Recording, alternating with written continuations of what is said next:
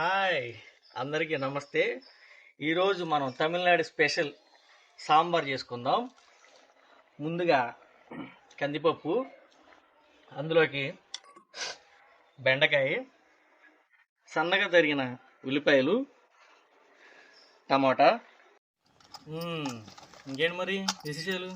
Sambar ready అయిపోతుంది. All mix vegetables అన్నీ వేసేసాం. గుమగుమలాడిపోతుంది. సాంబార్లోకి టచింగ్గా ఉండాలి కదా, సో ఆర్గానిక్గా కాసిన కాకరకాయలు ఫ్రై చేస్తాం. ఫస్ట్గా నూనె పోసుకుని జీలకర్ర దోరగా వేయించుకోవాలి. తర్వాత కాకరకాయలు గట్టిగా వాటర్ లేకుండా చేసి దీనిలో నిదానంగా వేసుకుని డీప్ ఫ్రై చేసేసుకుని సాంబార్లో అలా అలా అలా ఒక ముద్దలో 2 ముక్కలు పెట్టుకుని తింటే ఉంటుంది. జపానీలు ఎక్కినట్టే ఫ్లైట్. అదిరిందయ్యా చంద్రం. కాకరకాయ ఫ్రై అయిపోయింది. దానిలో కొంచెం చివరిగా కొత్తిమీర వేసేసి ఈ వంటని కంప్లీట్ చేసేద్దాం.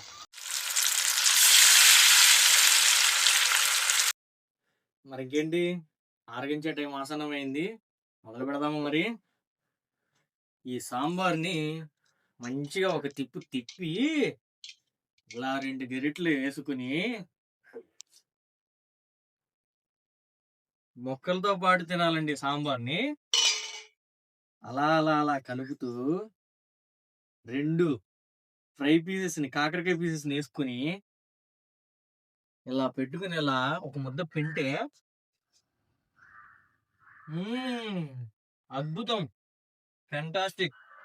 దీనిలో ఒక బాయిలో యాడ్ చేసుకుని తింటే ఇంకా మీకు స్వర్గంలో అన్నీ కనిపిస్తాయి.